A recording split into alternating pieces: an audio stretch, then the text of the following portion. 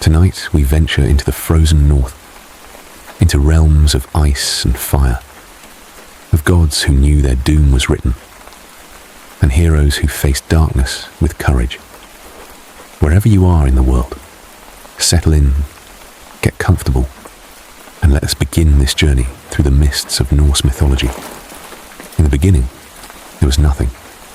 No earth, no sky, no sea. There was only Ginnungagap, the yawning void, a great emptiness that stretched beyond comprehension. It was not darkness, for darkness implies the absence of light, and light had not yet been conceived. It was simply nothing, a gap in existence itself. To the north of this void lay Niflheim, the realm of ice and mist. 11 rivers flowed from the heart of this frozen land, rivers whose waters were poison and whose spray turned to ice in the endless cold. These were the Elivagar, ancient and terrible. The ice crept slowly southward, layer upon frozen layer. To the south lay Muspelheim, the realm of fire, a land of flame and heat so intense that none could enter it, save those born to its fury. At its border stood Surt, a giant with a flaming sword, waiting even then for the end of all things. Where fire met ice in the void between, something miraculous occurred. The ice began to melt. Drop by drop, the frost thawed, and from those drops came the first being. His name was Ymir, and he was enormous beyond measure. He was a giant, the first of the frost giants. From the melting ice emerged also a cow, Embla, whose milk sustained the giant. She licked at the salty ice blocks, and as she licked, a being emerged.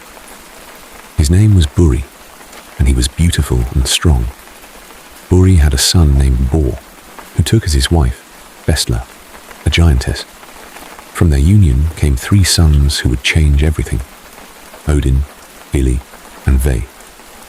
These 3 brothers looked upon the chaos and knew they had to act. They killed Ymir. When Ymir fell, his blood flowed out in such torrents that it drowned nearly all of his giant children. Only Bergelmir and his wife escaped. The brothers took Ymir's massive corpse and from it crafted the world. His flesh became the earth. His bones became mountains. His teeth became rocks on stones. His blood became the seas. His skull they lifted high and made the dome of heaven. His brains became the clouds.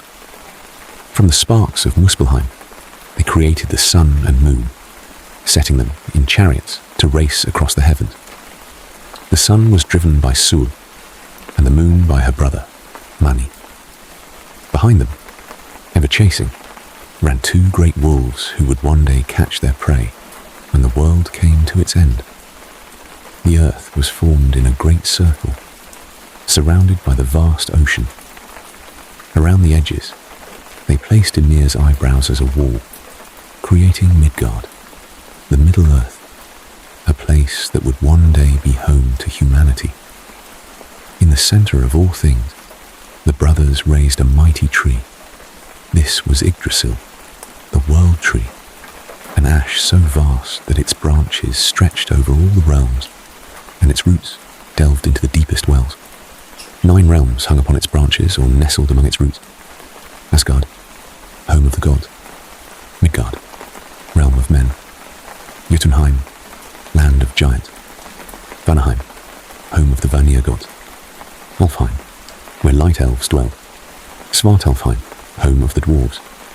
Niflheim, realm of ice. Muspelheim, realm of fire. And Helheim, realm of the dead. The tree was tended by the Norns, 3 women of immense power who lived by the well of Urd. Their names were Urd, Verdandi, and Skuld. Past, present, and future. They watered the tree's roots and carved the fates of all beings into its bark. Not even Odin could change what they wrote.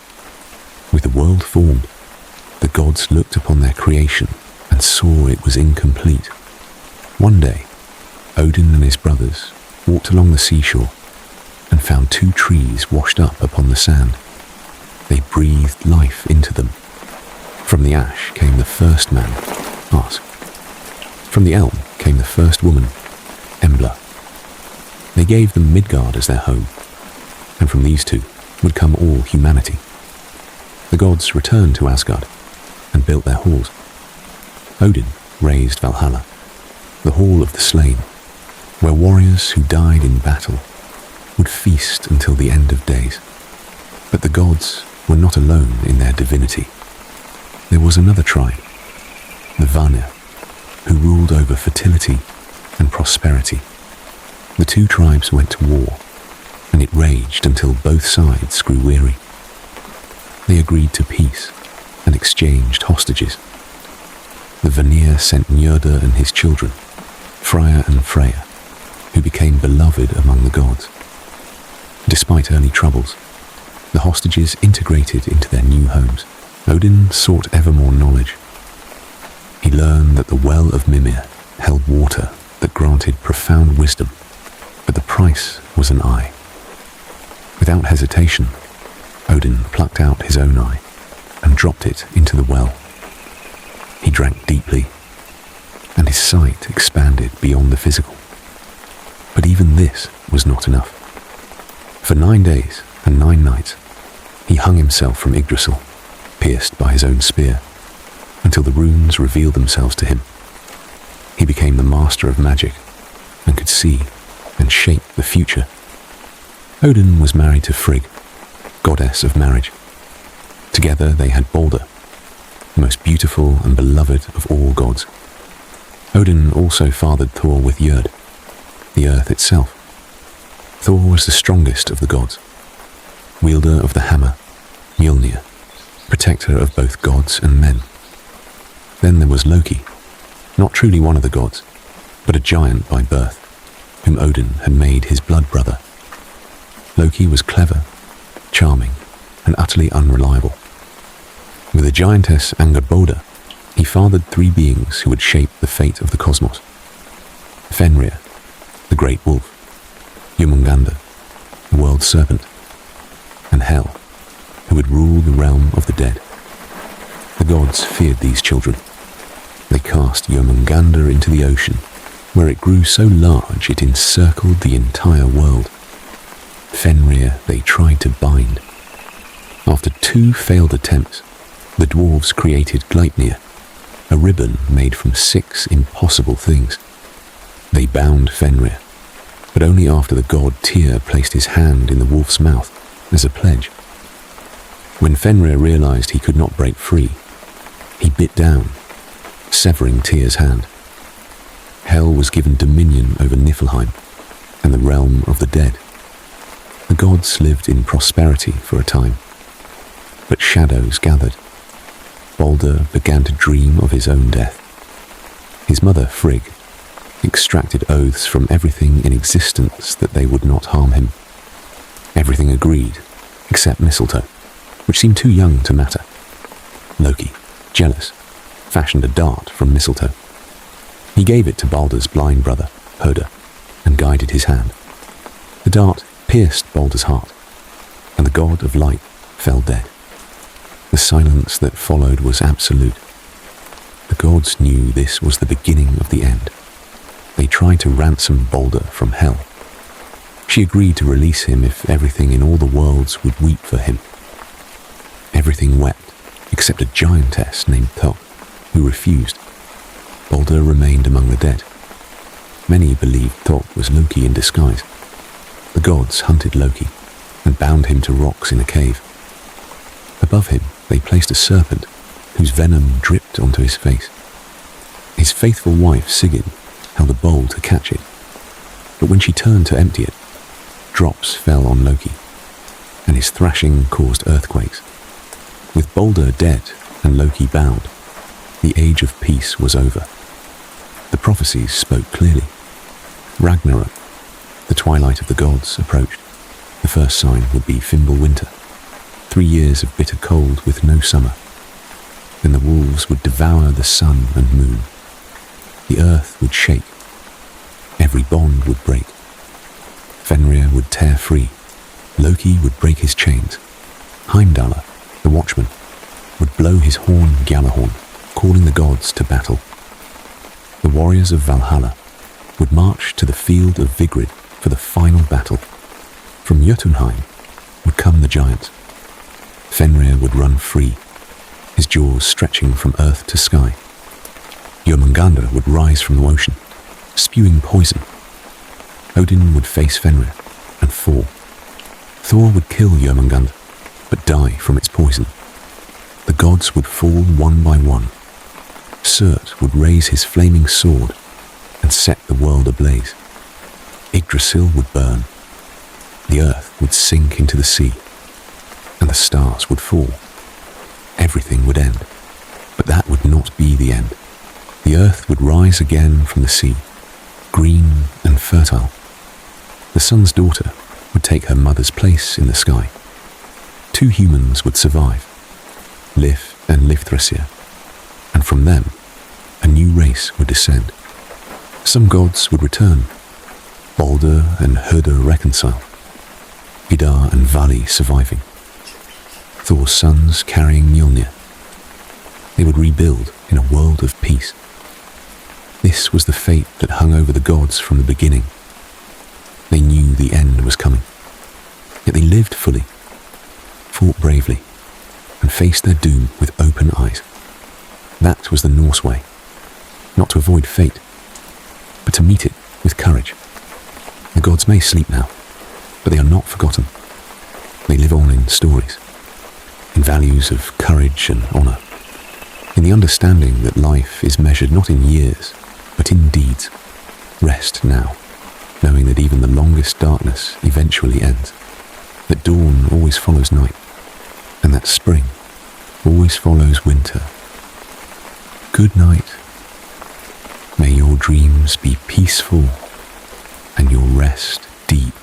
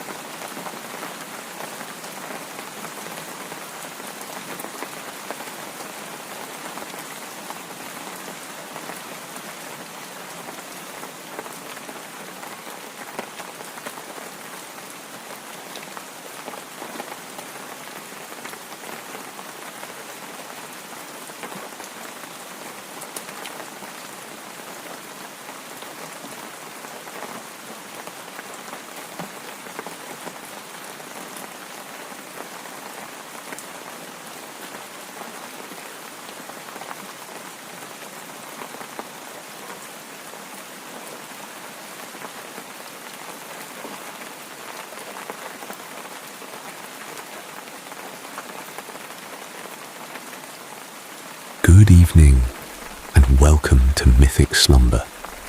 I'm so glad you're here.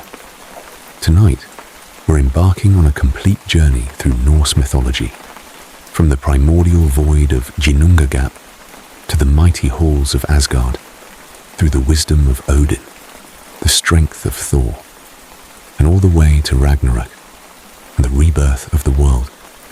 This is a 90-minute story, carefully paced to help you drift into peaceful sleep while exploring the frozen realms of the north. So settle in, get comfortable, close your eyes if you'd like, and let's begin this journey together. Sweet dreams. Chapter 1. The Void and the Beginning. In the beginning, there was nothing.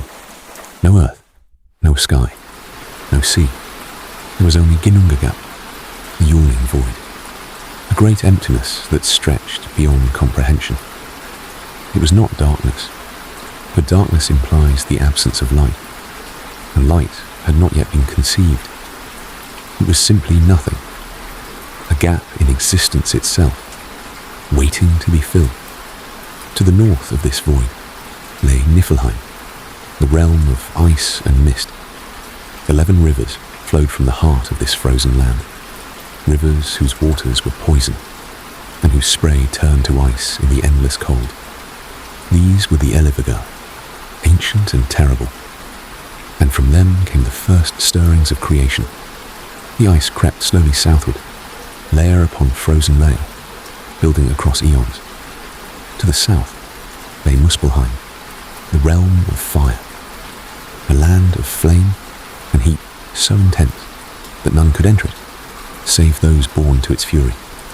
At its border stood Surt, a giant with a flaming sword, waiting even then for the end of all things. The heat from Muspelheim radiated northward, and where fire met ice, in the void between, something miraculous occurred. The ice began to melt. Drop by drop, the frost thawed, and from those drops, from that meeting of opposites, came the first being.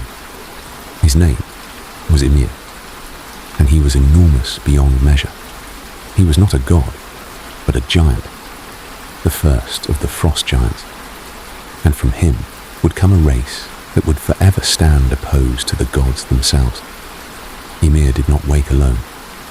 From the melting ice emerged also a cow, Audumla, whose 4 rivers of milk sustained the giant. She too was born of ice and melt, a creature of the primordial world, and she licked at the salty ice blocks for sustenance.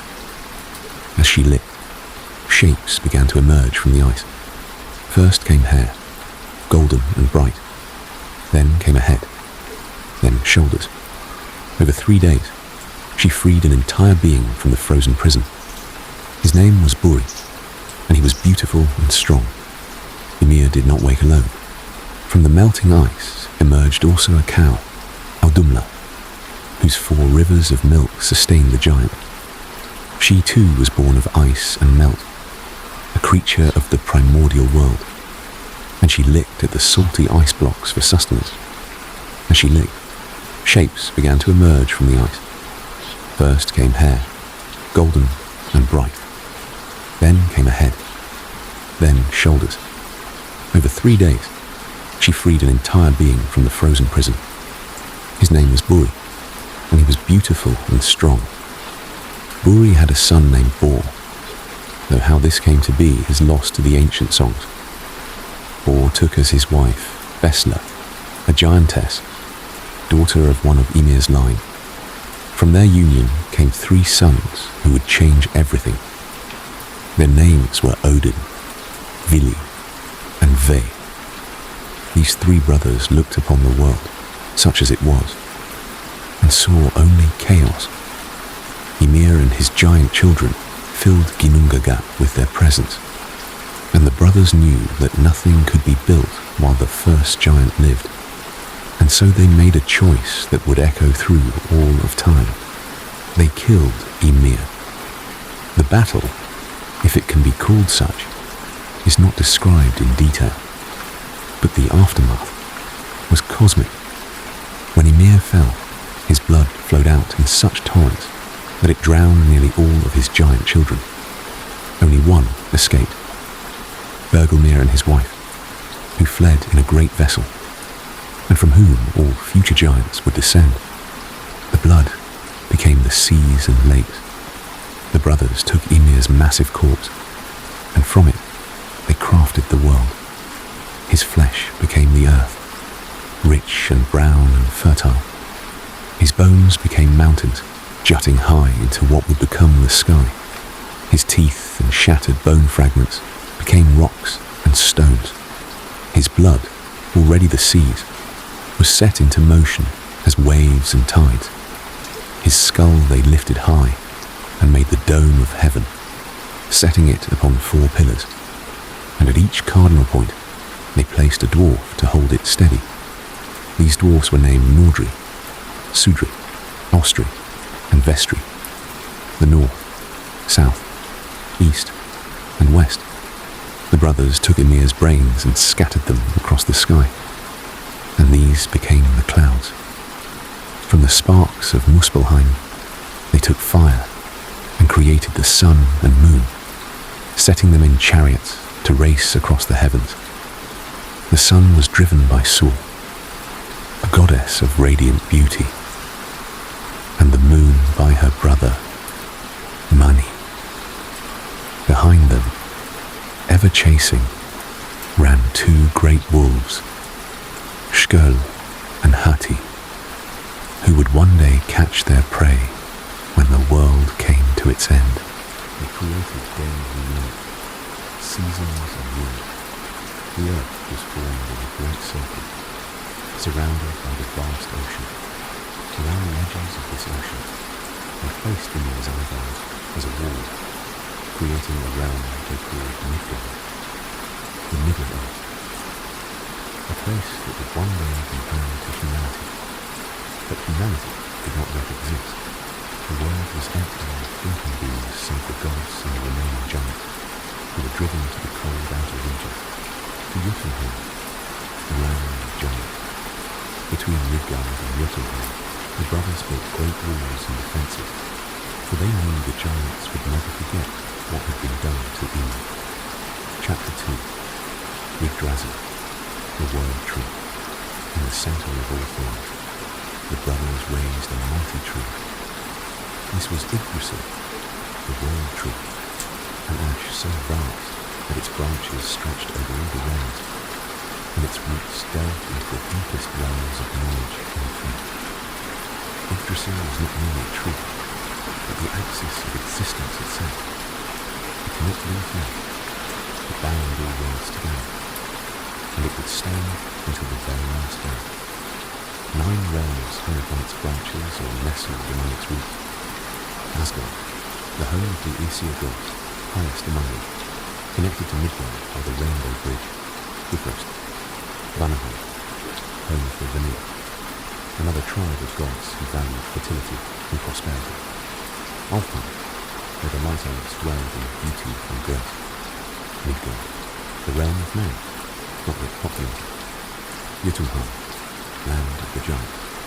Svartalfheim, home of the dwarves, master craftsmen who worked in the depths of the earth. Niflheim, the realm of ice and mist, unchanged from the beginning. Muspelheim, the realm of fire, still guarded by sun. And Helheim, the realm of the dead, ruled by a goddess not yet born. The tree was tended by the Norns, 3 women with immense power, who lived by the realm of Odin, one of the great wells at Yggdrasil's roots. Their names were Ur, Verdandi, and Skuld, past, present, and future. They watered the tree's roots with sacred water and carved the fates of all beings into the tree's bark. Not even Odin could change what they were. At the base of the tree, near the Midgard, a great serpent had chewed eternally at the root, seeking to bring the tree down. In the branches lived an eagle whose name was Lot, and between its eyes sat a hawk named Vedafnir. Up and down the trunk ran a squirrel, Ratatoskop, carrying insects between the eagle and the serpent, sowing discord wherever it went. 4 stags rambled among the branches, eating the fresh bud. Their names were Dan, Valor, Dunur, and Duathor. The tree suffered these indignity, but endured. It always endured. Beneath the roots, there were 3 wells of great significance. The well of Odin, where the Norns dwell. The well of Mjölnir, whose waters contain wisdom beyond measure. And Fenrir, the roaring cauldron from which the rivers of Niflheim first flowed. Each had secrets, and each would tell apart in the stories to come. Chapter 3. The creation of humanity. With the world formed, the gods looked upon their creation and saw that it was good, but incomplete. One day, Odin Odin and his brothers walked along the seashore and found two trees, the left, Mjölnir, washed up between the sand. The brothers saw potential in this formula, and breathed life into them. The gods returned to Asgard and built their hall. Odin raised Valhalla, the hall of the slain, where warriors who died in battle would feast and fight until the end of days. Other gods built their own dwelling. Freya had fought Vanir, where half of the battle slain also were, chosen by him before Odin could join them. Thor built Trickster, a hall with more rooms than any other. Each god had their place, their purpose, and their name. Chapter 4. Odin's quest for wisdom. Odin was not content with mere rulership. His thirst for wisdom was unquenchable. He wandered the realms in the sky, gathering stories and secrets, but he wanted more. He wanted to see beyond the veil, to understand the roots of faith itself, to learn that the world knew held wisdom that granted profound wisdom to any who drank from it. But Mjölnir, the giant who guarded the world, reminded of faith. Odin went to the well and asked to drink. Mjölnir looked through the fire and said the craft was ours. Without hesitation, Odin cut out his arm and dropped it into the well. The water accepted the sacrifice. Odin drank deeply. In that moment, his sight expanded beyond the physical. He saw the patterns of fate, the threads of time, the secrets of the world. He became one with God, forever open, trading sight for insight. But even this was not enough. Odin ran at the world. Symbols of time and knowledge, but they were hidden, accessible only through sacrifice. He determined to find them. The man rose, the man rose. He hung himself from Yggdrasil, pierced by his own strength, the sacrifice of himself to himself. He hung there without food or water, peering down into the world, until at last the winds revealed themselves to him. He took them up with a great cry and fell from the tree, transformed. The winds gave him power over magic, and the words over faith itself. He became a master of Saber, a flame of magic that allowed him to see and shape the future. From that day forward, Odin was known not just as the All-Father, but as the Wise One, the Seeker, the one who knows. Chapter 5. The gods of Asgard Odin was married to Thor, the goddess of marriage and motherhood. She dwelt on Ragnarök, Fenrir. She was wild, and could see the future as clear as Odin, though she rarely spoke of what she knew. Together, they had several sons. He was famous being Baldr, who was beautiful and beloved of all the gods. And Odin, who was blind but strong. Odin also fathered Thor with Mjölnir, the personification of the earth itself. Thor was the strongest of the gods, wielder of the hammer and land, protector of both gods and men. He lived in Yggdrasil with his wife Sif, whose golden hair was the envy of all. Thor was straightforward, while Odin was kind, quick to anger, but also quick to love. He loved battle, loved feasting, and loved defending Midgard from the giants who constantly threatened it. Thor's hammer, Mjölnir, was the most famous weapon in all the realm. Forged by the dwarf brothers Sindri and Brocken, it never missed its mark, and always returned to Thor's hand. The handle was slightly too short, a flaw introduced when Loki, the trickster god, interfered with its creation.